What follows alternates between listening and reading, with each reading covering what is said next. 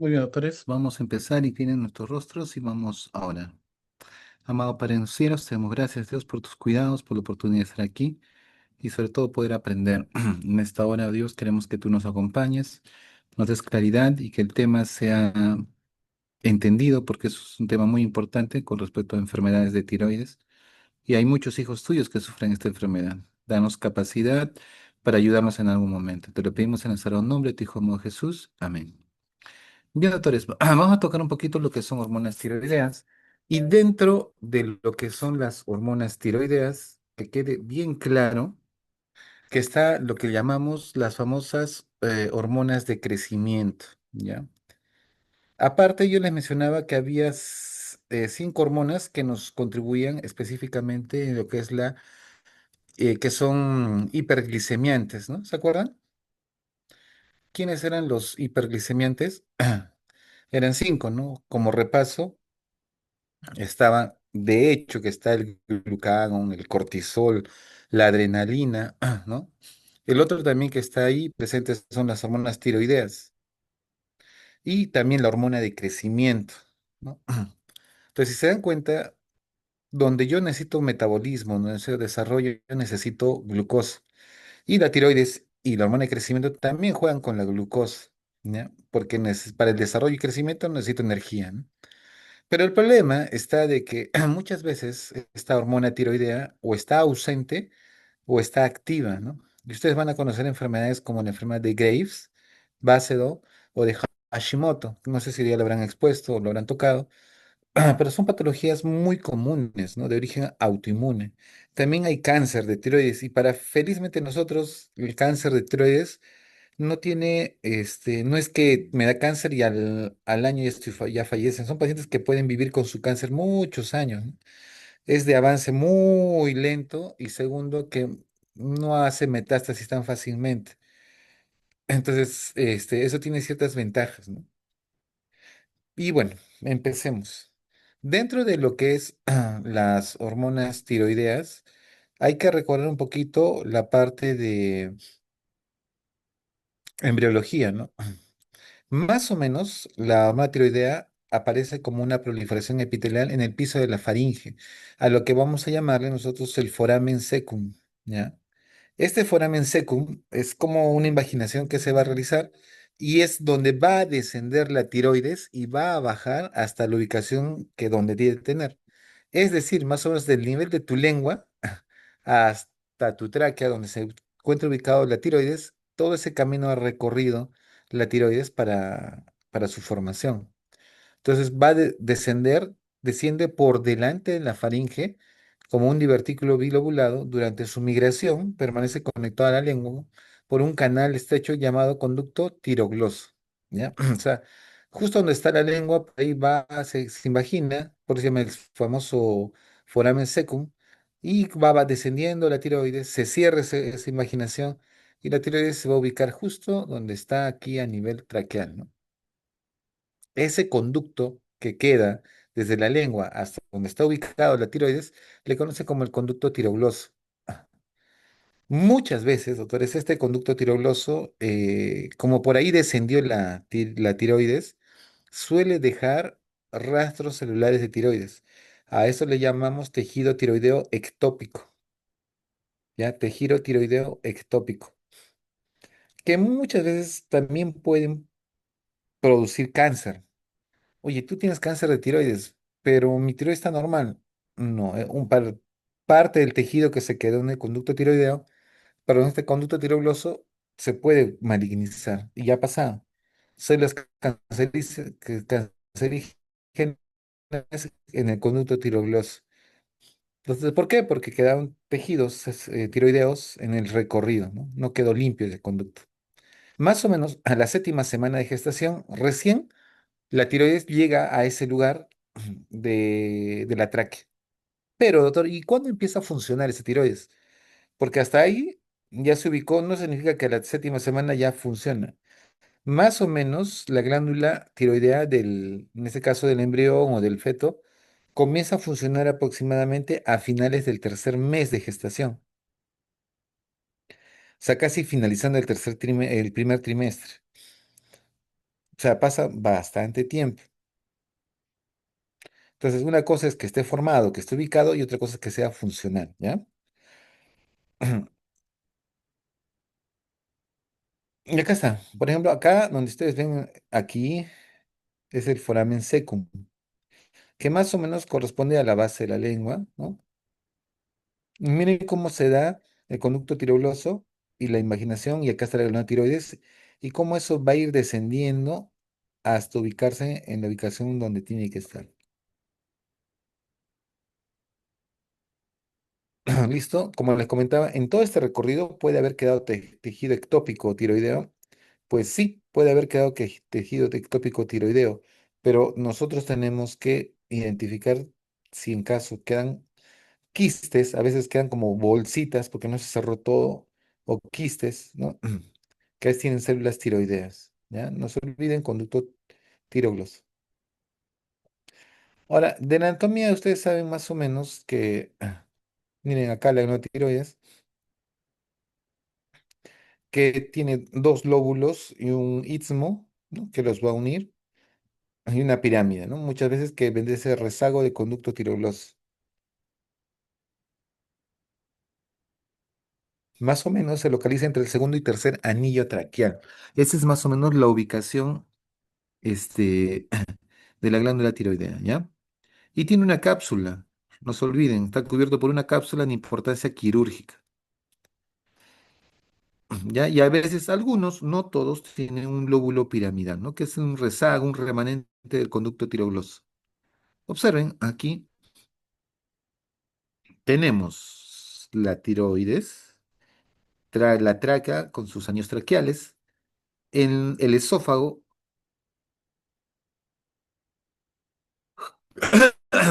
el esófago que ustedes tienen acá, que normalmente cuando vimos en la ecografía no es que esté debajo de la tráquea, está más o menos en el lado izquierdo, ¿sí? Acá teníamos la arteria carótida común y acá teníamos básicamente la vena yugular interna. ¿Listo? Acá igual, carótida común, yugular interna. Aquí estaba el músculo esternocleidomastoideo y más internamente había dos músculos, el músculo esternoyoideo y esternotiroideo, ¿ya? Entonces, todos esos dan estructura más o menos para la ubicación de la tiroides. ¿Qué es lo que les quiero decir? Que si vamos a operar o vamos a intervenir en un paciente que tiene problemas de tiroides, uno de los órganos muy cercanos que podríamos lesionar es el esófago, la carótida, ¿sí? Y por cierto, también por ahí pasa un nervio que es el nervio recurrente laringio que controla el movimiento de las cuerdas vocales, que también si opero una tiroides podría lesionar.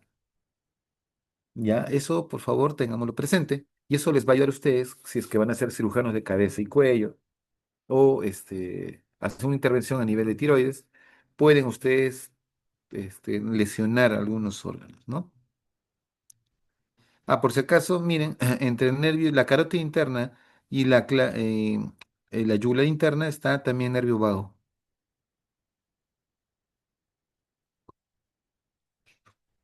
Ya, eso es lo que decía, ¿no? Los famosos nervios recurrentes laringios. Miren, pasan exactamente en la parte posterior de la tiroides, ¿no? Muy fácil de ser lesionado.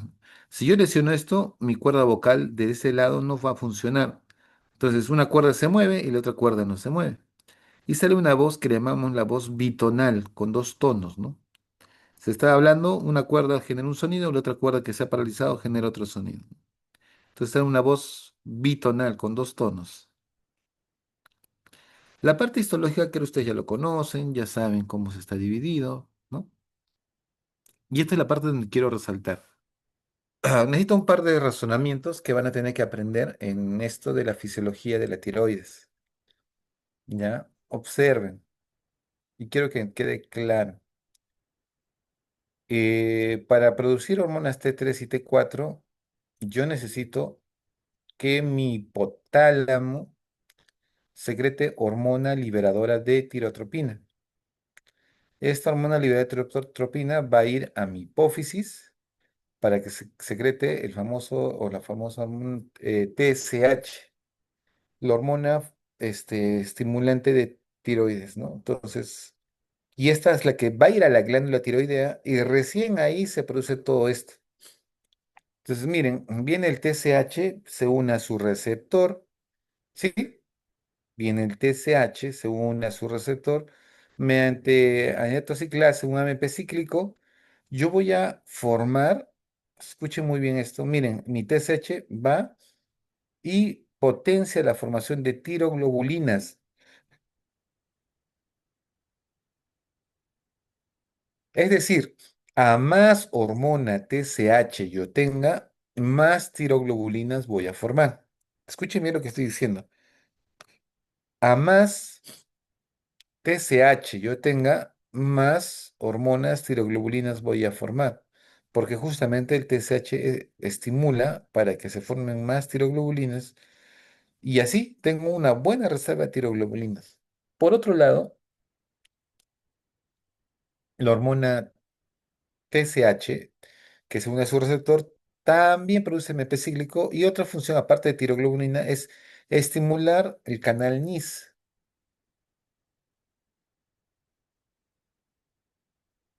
que es el canal o un transporte que se encarga netamente de ingresar yodo con sodio, ¿no? De esta manera ingreso yodo. Este yodo mediante la pendrina va a ingresar a nivel del contenido coloide, de la parte sinusoidal. Entonces, ¿cuál es la función? Llevar el yodo hasta que se generen los siguientes fenómenos. Uno se llama oxidación, el otro se llama organificación y el otro se llama acoplamiento. Acuérdense muy bien esas tres palabras, ¿no? Oxidación, organificación y acoplamiento. Entonces, vuelvo a repetir, viene mi TSH, se une a su receptor, AMP cíclico, dos caminos. Estimulo a a mi retículo endoplasmático que produzca más tiroglobulina. Dos, estimulo para que más canales NIS funcionen e ingresen también más yodo. Una vez que el yodo está ahí en la parte intracelular, tiene que ir a la parte coloidal y va a usar a la pendrina para ese efecto. También el TSH potencia el efecto de la pendrina.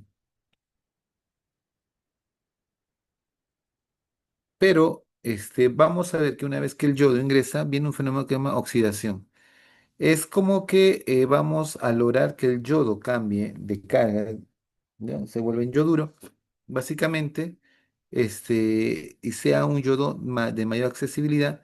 Y para esto va a usar el eh, peróxido para generar esta oxidación. Entonces, oxidamos al yoduro y esto permite que yo pueda formar a nivel, organizar o lo que llamamos organificación.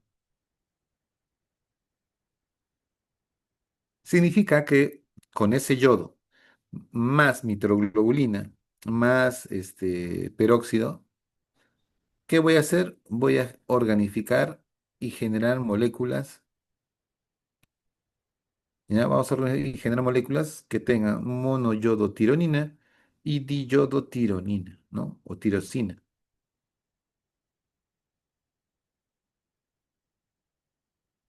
A eso se dedica la organificación. Una vez que ya están formados, viene la fase de acoplamiento. Si yo junto un mono con un di, o sea, mono yodo significa que hay un solo yodo y di que hay dos yodos. Si yo junto estos dos, formaría una molécula con tres yodos, al que llamamos T3.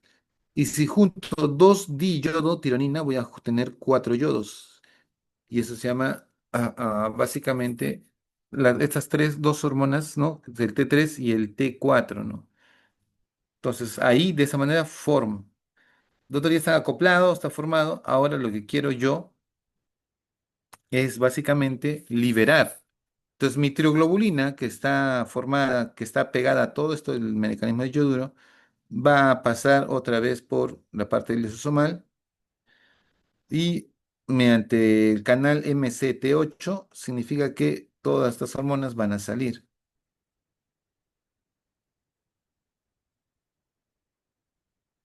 Así es que tenemos estas fases muy importantes y les hago las siguientes preguntas. Razonen conmigo. ¿Qué pasaría, escuchen muy bien, si yo tengo un bocio, escuchen muy bien, un bocio por deficiencia de yodo? No hay yodo. ¿Qué significa eso? Que está bien, viene mi TSH, se une a su receptor, formo AMP cíclico, formo tiroglobulina, voy a mi NIS, potencio el canal, pero no funciona porque no hay yodo, solamente hay sodio. Entonces, como no hay yodo, no ingresa. No ingresa el yodo. ¿Y qué yodo va a haber si es que al final ninguno pasa por por la pendrina? Y si no pasa por la pendrina, ¿qué se va a oxidar? ¿Qué se va a organificar? No se organifica absolutamente nada. Entonces, la célula, al no producir T3 y T4, manda un feedback y dice, produce más TSH, produce más TSH y produzco más TSH, pero el problema está que mi TSH estimula el receptor y al estimular el receptor me va a permitir formar más tiroglobulina, pero no hay yodo, pero sigo formando tiroglobulina porque hay bastante TSH. Entonces, yo sigo formando tiroglobulina, lo que no voy a formar es básicamente oxidación de yoduro ni organificar nada.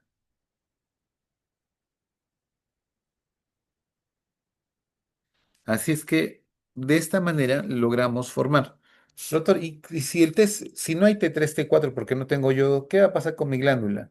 Sigue llegando TSH porque no hay T3, T4 y este TSH lo que va a originar es que la glándula se comienza a hipertrofiar porque le estimula, no hay T3, T4, feedback y sigue estimulándose porque la idea es equilibrar, ¿no? Pero como no hay yodo, ese estímulo del TSH va a hacer de que la glándula comience a hipertrofiarse, a lo que llamamos nosotros bocio.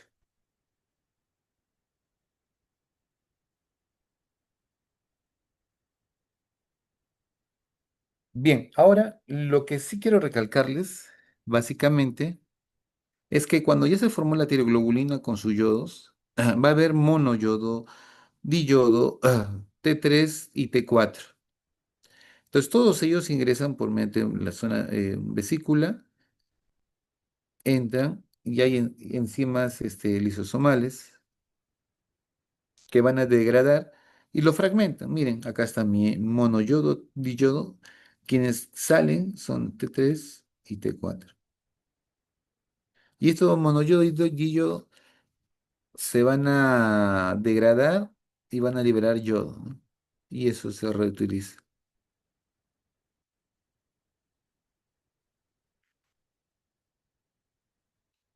Entonces ya hemos hablado de la primera fase, formación de tiroglobulina y captación de yodo. La siguiente fase es ese yodo ingresa al coloide, se hace oxidación, se hace organificación y acoplamiento. Después hay que retirarlo. ¿Listo? Y en eso de retirarlo, lo que va a quedar, básicamente, lo que sale siempre es T3, T4, pero va a quedar mono y di. Como no son funcionales en ese momento, son degradados. ¿Sí? De esta manera, autores, es que se va a producir el estímulo y la formación de hormonas tiroideas, ¿no? Entonces, ¿de qué depende? Depende de muchos factores. Uno de ellos es yodo, ¿ya? Uno de ellos es yodo.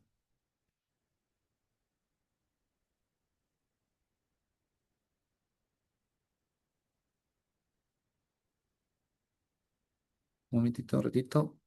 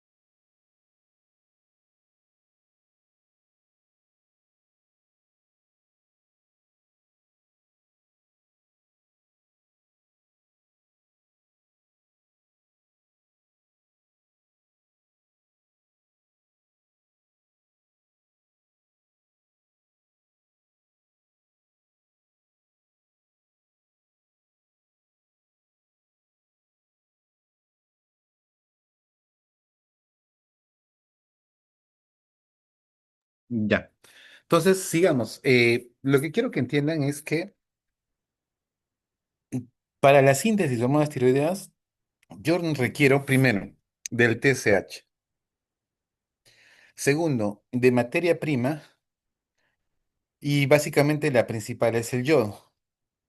Pero también, si se han dado cuenta, necesito al núcleo para que mediante todo lo que es tema ribosomal me forme proteínas. Y la proteína más importante que tiene que formar sí o sí es la tiroglobulina, ¿sí? Porque la tiroglobulina va a ser la que me va a captar la formación de estas hormonas antes de que sea liberada. Entonces, bien, viene TSH principal y de ahí tengo dos caminos, está estimular tiroglobulinas y captación de yodo. Y si no capto yodo, tampoco funciona. Y si no formo tiroglobulinas, tampoco funciona. ¿Listo? Entonces, pero no olvidemos, depende mucho de estos factores. Uno de ellos es el yodo. Entonces, el yodo va a penetrar en la célula tiroidea en forma de yoduro inorgánico, ¿ya? Que vienen también de ciertos alimentos, agua, fármacos, ¿no? Y hay cuatro etapas que hemos mencionado nosotros, que ya básicamente se les ha dicho.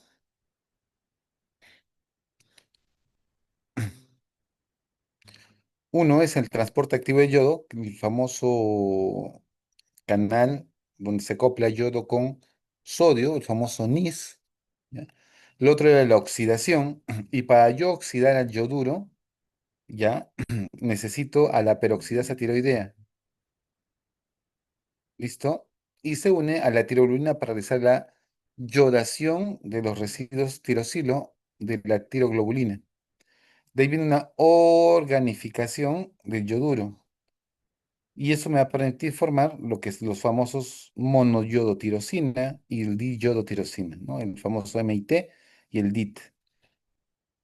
Después viene la peroxidasa catalasa que va a hacer el acoplamiento. Es decir, si yo junto un mono con un di, formo T3. Si yo voy a juntar dos diyodotirosina, formo T4. La sustancia coloidal entra a las células foliculares y se unen a los lisosomas tiroideos, donde se realiza la hidrólisis y con posterior liberación de T3 y T4. Entonces, como el elemento yodo es importante, ahí entramos. Solo recordarles que en la sierra antigua, antiguamente, mucha gente hacía bocio. Gente que venía de las regiones altoandinas hacían bocio. Uno se preguntaba, ¿pero por qué hacían bocio? ¿Por qué? Porque había carencia de yodo. Y se dieron cuenta de algo muy curioso. La gente que vivía alrededor del lago Titicaca, por ejemplo, en la región Puno, con la gente que no lo vivía, los que hacían bocio eran los que estaban alejados del lago Titicaca. Y los del lago Titicaca no hacían bocio. Entonces uno la pregunta, ¿qué pasó aquí? ¿Cuál es la diferencia? Sucede que la gente altandina en el lago comía un poquito la raíz de la totora. Es decir, tú sacabas la totora y su raíz era blanca, ¿no? Y eso se lo comían. ¿Y qué contenía eso? Contenía niveles adecuados de yodo. Entonces, toda la gente que comía totora consumía yodo. Por tal motivo, como la totora está en el lago Titicaca, la gente que consumía eso eran los que estaban más cercanos, las poblaciones cercanas al lago, y es por eso que no desarrollaban bocio,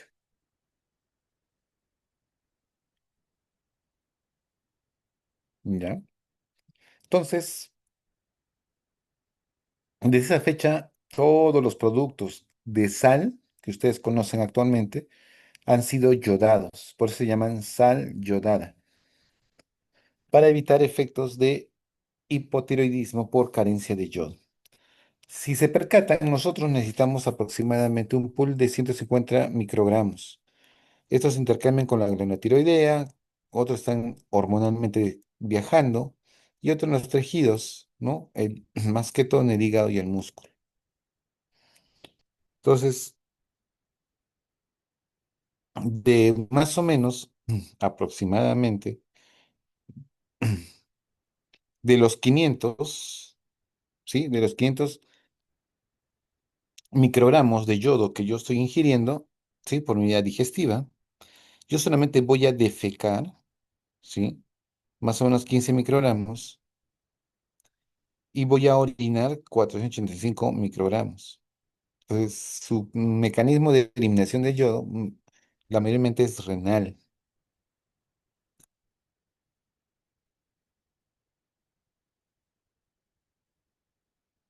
Entonces, justamente lo importante es que tenemos que consumir una buena cantidad de yodo, ¿no? ¿Y por qué, doctor? Porque la tiroides funciona con yodo. Si no hay yodo, tu tiroides no va a funcionar bien. ¿Cuánto debo consumir? En adultos, más o menos 150 microgramos.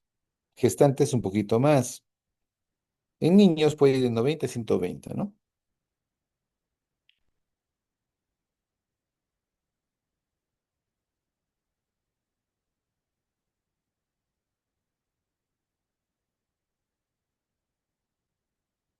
Bien. Acá, por ejemplo, ustedes pueden ver yoduro urinario, cuánto orinamos, cuánto ingesta aproximadamente por día, y los que están con estado nutricional más o menos con ingesta de yodo, ¿no? El óptimo, miren, de 100 a 199 microgramos por litro de yodo urinario promedio, ¿no? De ahí, si se percatan, el óptimo tiene que haber un consumo entre 15 y 300, ¿no? Ahora, si el paciente orina mucho más y consume mucho más, de hecho que es mucho más adecuado, ¿no?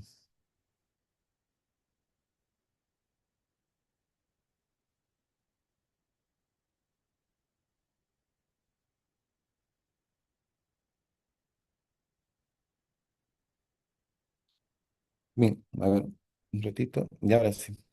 Entonces hemos visto el transporte de yodo, usted ya conoce, el NIS, que consume energía, sí, es correcto. Bueno, sería un transporte activo secundario, ¿no? Algo así. ¿Quién estimula ese transporte de yodo? Principalmente el TSH, ¿ya? TSH. ¿Quién lo va a inhibir? El perclorato, el tiocianato, el nitrato y el pertecnectato, ¿ya? Ya hemos visto lo importante del yodo y su transporte, ¿no?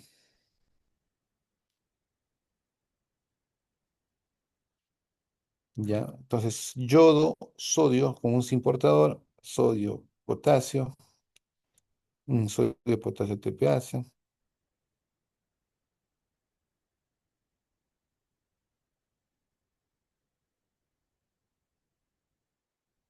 A ver, si ustedes se percatan, yo tengo una enzima que se llama la tiroperoxidasa. Es una enzima, por si acaso, que me ayuda mucho a la oxidación. Por eso una peroxidasa, ¿ya? También importante, entonces ya tengo elementos, tengo el yodo, a la tiroglobulina y también a la tiroperoxidasa, ¿no? Que es una enzima que me va a ayudar a la oxidación. Entonces, ¿quién sintetiza tiroperoxidasa? Perdón, el retículo endoplasmático rugoso, se da que su función es la parte de oxidación del yodo, y también ayuda a la incorporación de yodo a los residuos de tiroglobulina. Y de esta manera me ayuda a la formación de diyodo y monoyodo. Y también la tiroperoxidasa me ayuda en el acoplamiento del diyodo y el monoyodo tirosina. La tiroglobulina, como les dije, sí se va a producir, se va a formar y principalmente se estimula, ¿ya? Se va a estimular por el TSH. Se encarga también de apoyar en la iodación del yoduro en presencia de peróxido de hidrógeno, interfiere con la célula coloide, con el TPO, ¿no? Entonces, pero quien estimula toda esta vía es el TSH. El acoplamiento de los residuos de tirosilo también se va a dar por oxidación de residuos de tirosilo, acoplamiento de los residuos tirosilo dentro de la tiroglobulina y la formación de yodo tironina. Importante en el rol de la tiroperoxidasa Está estimulado por la hormona estimulante del famoso TSH y está inhibido por la tiocarbamidas. Doctor, ¿y qué es la tiocarbamidas? Su función es inhibir a la tiroperoxidasa. Hemos visto que para yo oxidar, organificar y acoplar, necesito la peroxidasa. Y si lo inhibo y dejo, tampoco va a formar unas tiroideas. Entonces, eso se llama las famosas tiocarbamidas. ¿Ya? Acuérdense de ese nombre, las famosas tiocarbamidas.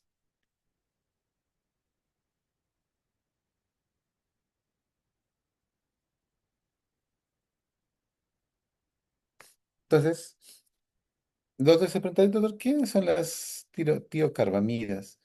Las tiocarbamidas son las clásicas medicamentos que usamos para pacientes que tienen exceso de hormona tiroidea. Como tienen exceso de hormona tiroidea, hay que inhibir pues, algún elemento para que baje su producción, ¿no? Y esa es la tiroperoxidasa, ¿no? Si yo inhibo, ya no produzco T3, T4. ¿Cómo se llaman esos medicamentos? Pues se llama este metimazol,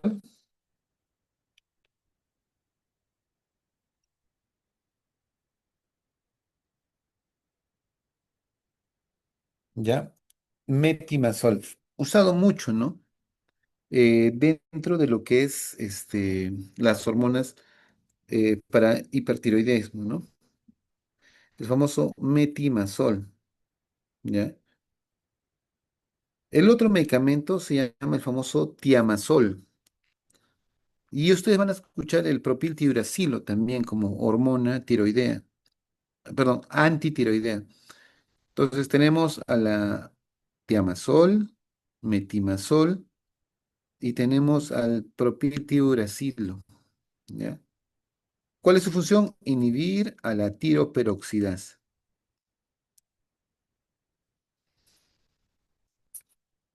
Entonces, para poder liberar las hormonas T3-4, tengo que hacer una proteólisis, ¿no? De las tiroglobulinas para sacarle los fragmentos de T3, T4, mono y di.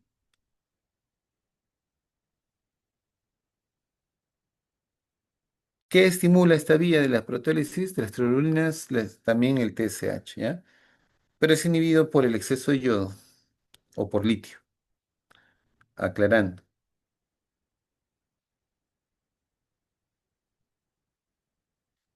Bueno, la glándula produce cerca de 80% de T4 y un 20% de T3.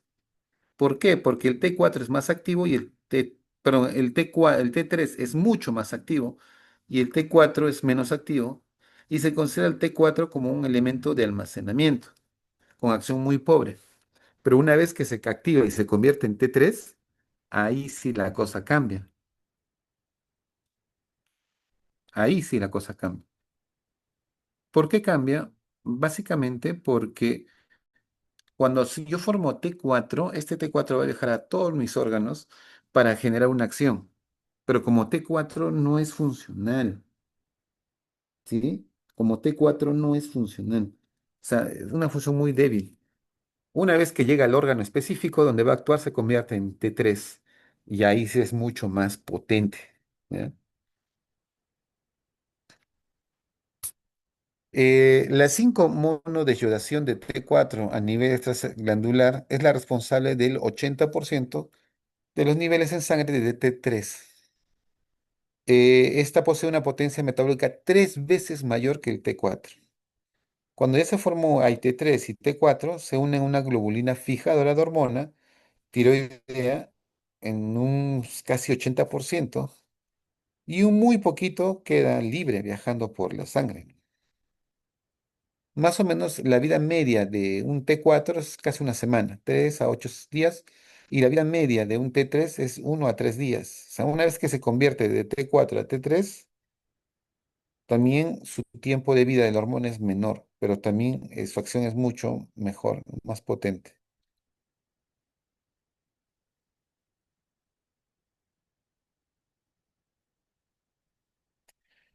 Ah, no se olviden que las hormonas se metabolizan fundamentalmente por desyodación de sus átomos de yoduro y la segunda vía metabólica de conjugación en el hígado y su eliminación por la bilis, ¿no? Ahora, doctor, ¿cómo se llaman esas desyodasas que se encargan de convertir en T3 a T4? Perdón, T4 a T3.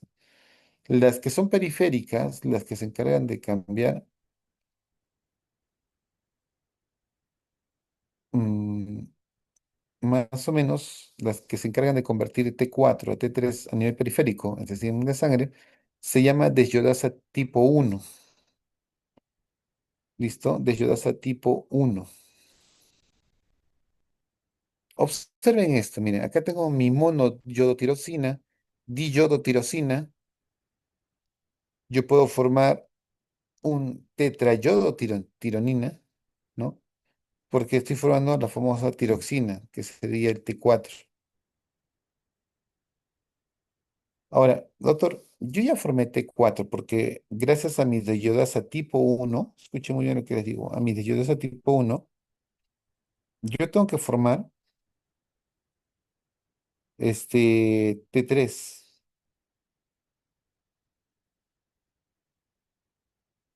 ¿ya? Tengo que formar mi T3. ¿Quién forma eso? Deyodasa tipo o el famoso D1. Es lo clásico, lo normal, ¿no? T4 se convierte en T3.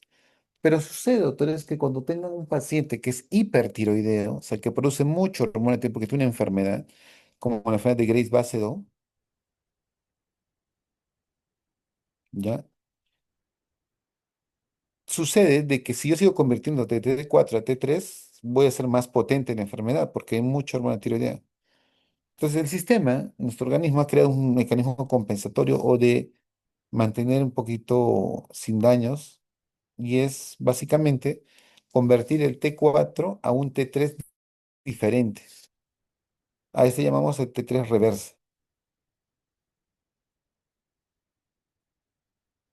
Entonces, ¿quién se encarga de eso? Las desyodasa tipo 3.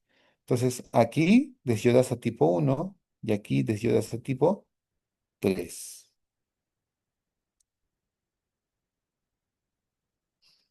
Listo, no se olviden que ese T3 normal tiene alta actividad biológica y el T3 reversa no.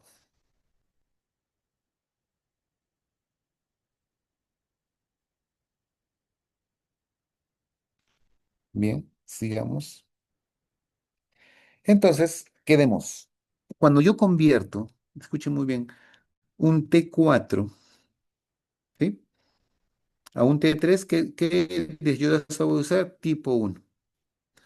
Si yo voy a convertir este T4 a un T3 reversa, voy a usar una desayudasa tipo 3. ¿Y cuándo uso desayudasa tipo 2? También cuando vamos a convertir de T4 a T3. Bueno, pero eso no se encargaba la desayudasa tipo 1, sí, pero la desayudasa tipo 2 se va a encontrar a nivel intracelular. El D1 es extracelular.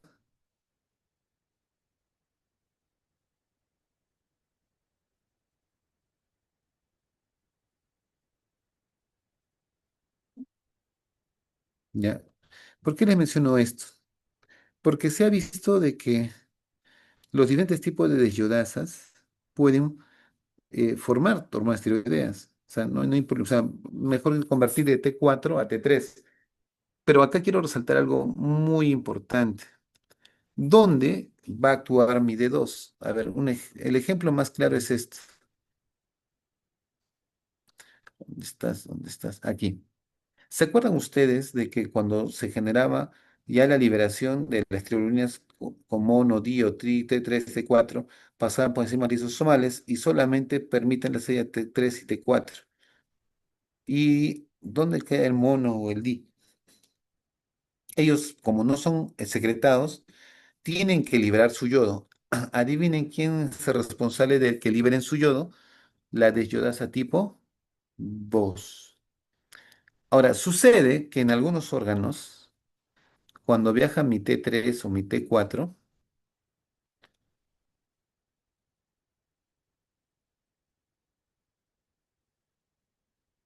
Un ratito.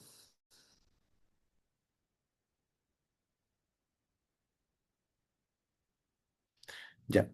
Entonces, la diosa tipo 2 hace una función muy interesante, porque la diosa tipo 2 también pasa lo siguiente. Mi T4 no se convierte en T3 en la sangre, sino mi T4 se mete en un tejido.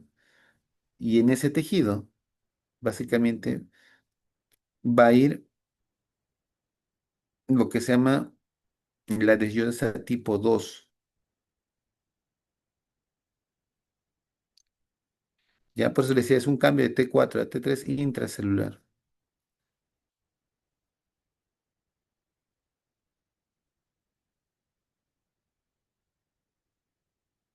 Bueno, en general, yo tengo de ellos el tipo uno, tipo 2 y tipo 3. No se olviden que todos ellos convierten el T4 a T3. El más abundante, de hecho, es el tipo uno. El que inactiva al T4 y lo convierte en T3 reversa es el de ellos el tipo 3. Y la tipo 2 es más local, ya que se encarga de estimular a básicamente a cambiar del T4 a T3 a nivel intracelular de células en las cuales se ingresó el T4, se metió antes de que se active, entonces el D2 lo convierte en T3. Tipo uno más en el hígado, riñón, músculo, la parte tiroidea. El tipo 2 cerebro, hipófisis. Y el tipo 3 sistema nervioso central, piel y placenta.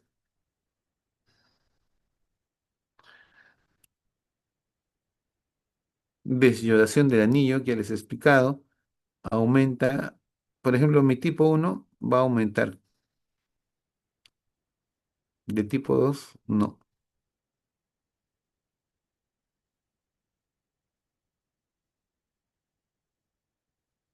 Entonces, no se olviden que, por ejemplo, si tengo un paciente que tiene, a ver, un hipertiroidismo, me conviene que se active más la diosa tipo 3 para que me siga formando T3 reversa inactiva, ¿no? Bueno, acá conozcan a la hormona de tiroidea, actúa a nivel de una transcripción nuclear, como pueden ver aquí. La tiroides, su receptor no está ni en la membrana ni en el citoplasma, está en el núcleo. ¿Por qué? Porque tiene que generar cambios muy enérgicos. Entonces, como está en el núcleo, se encarga de generar cambios. Acá igual, su mecanismo de acción.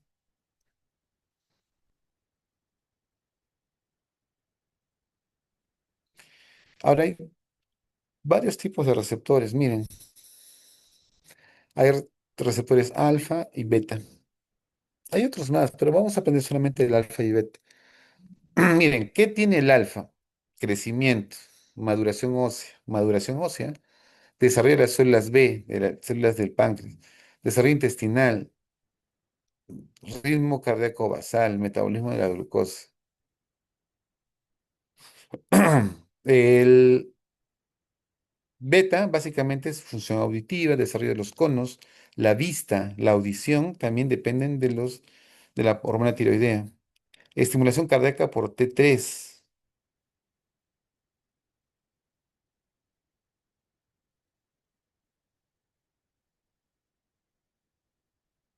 A ver, entonces muchas veces tanto el alfa como el beta tienen acciones conjuntas o similares. Por ejemplo, el desarrollo del cerebro, importantísimo, ¿no?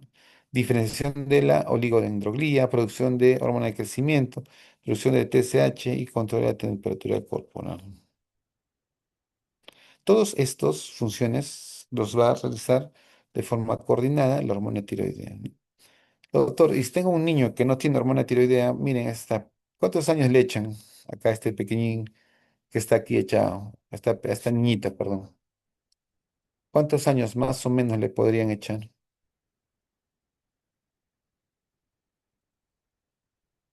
O meses si quieren. Más o menos uno. Muy bien, sigamos. Alguien da más, alguien da menos. Un añito. ¿Ya? Podría ser un añito.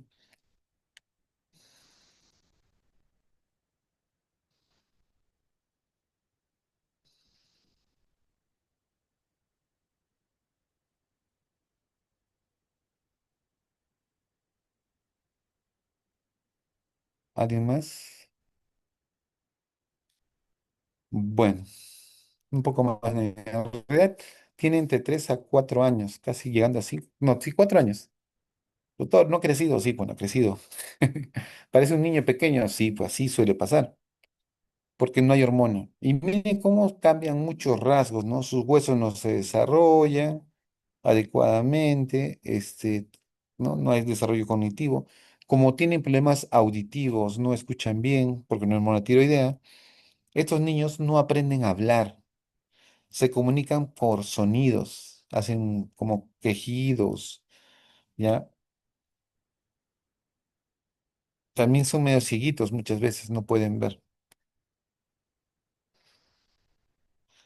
Y miren, acá ya creció, acá debe tener unos 10 años, más o menos un poco más, ¿no? Estos son los famosos niños cretinos, no crecen, ¿ya? ¿Qué tienen? Cuando son pequeños, la fontanela abierta, pelo ralo, ¿no? Como paja, o sea, el pelo les crece de forma diferente, tienen retraso mental, porque hemos dicho que la hormona tiroidea se encarga del desarrollo cerebral, tienen edema palpebral,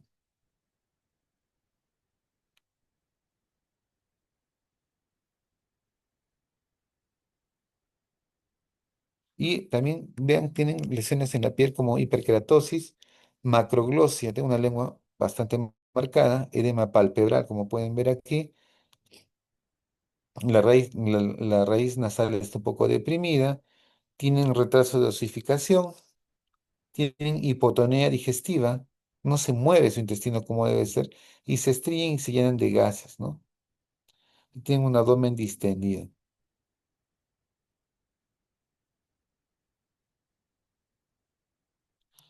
A estos niños, tres, ustedes los van a llamar niños cretinos por ausencia.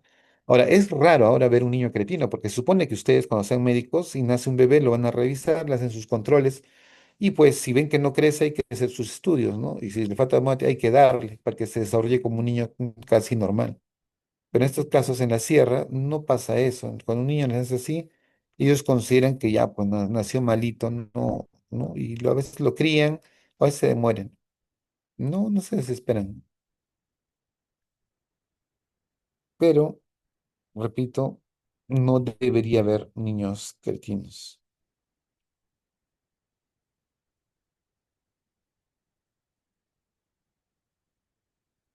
Vamos a ver un poquito mecanismos de feedback,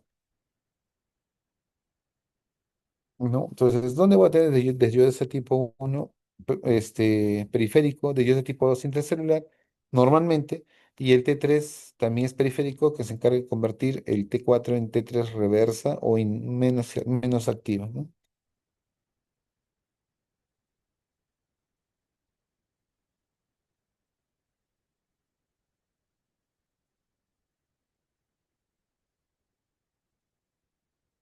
Bien, entonces la regulación tiroidea da dos mecanismos, uno que es el eje hipotalámico hipofisotiroideo, y el otro es intratiroideo, es decir, los cambios del yodo orgánico en la glándula, que estimula y la secreción de TRH cuando baja el T3 T4 lógico, ¿no? Cuando hace frío, cuando hay estimulación alfa-adrenérgica y hay arginina vasopresina, ¿ya? ¿Quién estimula estas dos hormonas a la liberación de TRH? ¿Qué factores inhiben la conversión de intraneuronal de T4 a T3 y bloqueadores alfa-adrenérgicos?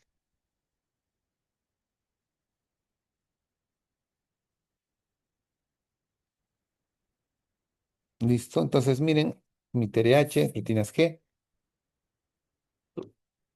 de ahí se aplica los proteínquinasas por un lado, el famoso IP3 y aumenta el calcio y la secreción de TSH, ¿no? Ahora, ¿qué estimula el TSH? Pues igual, la disminución de T3 T4, el TRH, lógico, ¿no? Disminución de las diasgiodasas tipo 2.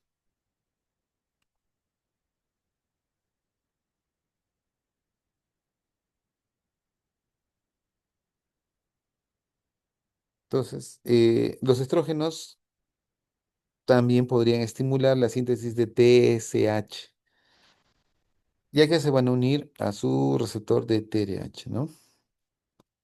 ¿Qué inhibe la síntesis de TSH? Aumenta la conversión de T4 a T3, aumenta la desyodacina tipo 2, la somatostatina, la dopamina, glucocorticoides y enfermedades crónicas o agudas. ¿Ya?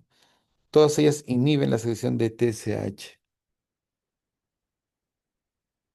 La acción básicamente TSH es actuar en todo nivel. ¿Recuerdan que les dije? TSH actúa en todo lado. Por ejemplo, estimula la formación de tiroglobulina, sí. Estimula la captación de sí, la organificación, la oxidación, el acoplamiento también. Y la secreción también. Entonces, el TSH está en todo lado, por si acaso, ¿ya? Está en todo lado.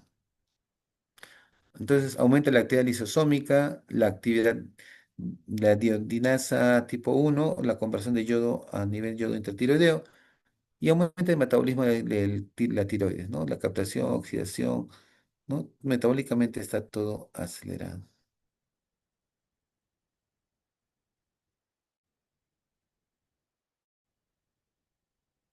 Entonces, ¿qué factores básicamente controlan la síntesis y secreción de hormonas tiroideas? Ah, estamos hablando de T3 y T4, ¿no? ¿Qué lo estimula? TSH de cabeza y anticuerpos estimuladores de receptores TSH. Ahí entra la enfermedad de Graves-Bassett. Doctor, no tengo TSH, pero hay un anticuerpo que se ha acoplado a su receptor de TSH y lo está estimulando, a pesar que no hay TSH. Y inhibitorios, básicamente anticuerpos bloqueadores del receptor TSH. Uno de ellos vendría a ser la Hashimoto, ¿no? Que es un anticuerpo que efectivamente, ¿no? Bloquea la unión del TSH con su receptor. Otro que puede estimular, perdón, inhibir es el exceso de yodo. No se supone que a más yodo debería haber más hormonas tiroideas, pero cuando hay exceso de yodo, el sistema se bloquea.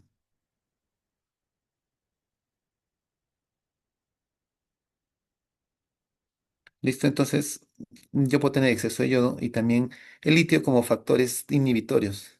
Vamos a ver más adelante cómo el yodo en exceso también bloquea la formación. Es como un pequeño feedback que se hace a nivel solo de tiroides. Autorregulación tiroidea, deficiencia de yodo. Doctor, si hay deficiencia de yodo, entonces, ¿para qué voy a formar T4? Mejor de frente, formo T3.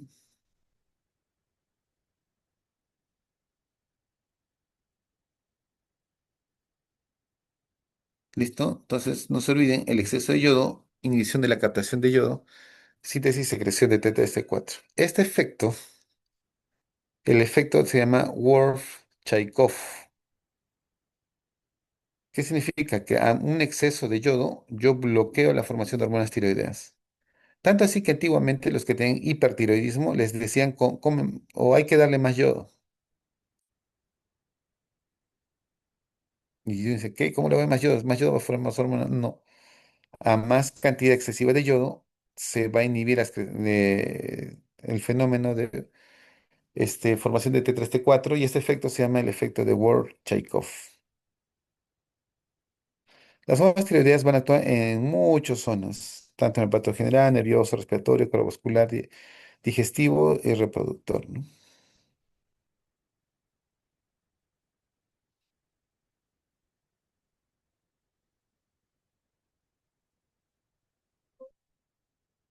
Tito, aquí. Entonces, un ratito, está fallando un poquito. Entonces, le mencionaba, hay muchos efectos y estímulos que ustedes van a ver, tanto en la parte reproductiva, y hemos tenido casos de pacientes que no pueden tener hijos solamente porque tienen alteración hormona tiroidea. Se corrige eso y ya, ¿no? Entonces, hay mucha influencia porque hemos quedado que la hormona tiroides es una hormona sistémica. Y por último, miren, las enfermedades. Esta paciente que está acá arriba, que tiene una mirada fija, ¿no? Como con los ojos muy abiertos, como que los órbitas se quieren salir, con el cuello, miren, ¿no? De tamaño, ¿sí? Entonces, básicamente ese es un hipertiroidismo, ¿no? Puede haber primarios, secundarios, ¿no? Pero es un hipertiroidismo. Y la paciente de abajo más bien es un hipotiroidismo, ¿no? Se hacen más lentos, más obesos, este, la voz también se hace más gruesa. Todos ellos, doctores, es una presentación de las enfermedades tiroideas. ¿Preguntas hasta aquí, doctores? ¿Alguna pregunta? Entonces, nos estamos viendo el día lunes, que es el día del examen, ¿ya? Ahí, repasen, por favor, lean, traten de hacer sus preguntas entre ustedes, cuestionense, pregúntense, razonen un poquito para que el examen no sea tan pesado. Doctores, muchas gracias por su tiempo y estamos conversando.